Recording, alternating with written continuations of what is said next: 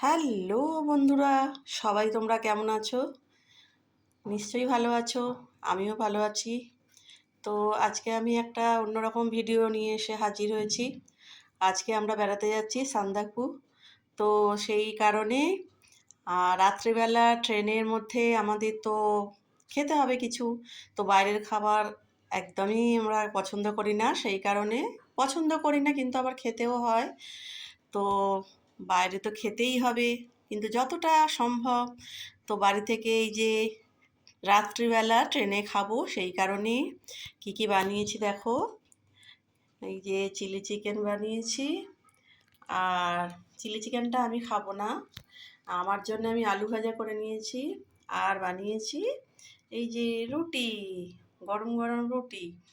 তো তোমরা পরপর ভিডিও আসবে বন্ধুরা। আমার এই যে বেড়াতে যাচ্ছি, আমি তোমাদেরকে সবটাই দেখাবো। তোমরা আমার চ্যানেলটাকে সাবস্ক্রাইব করো। ভালো থেকো। টাটা বন্ধু।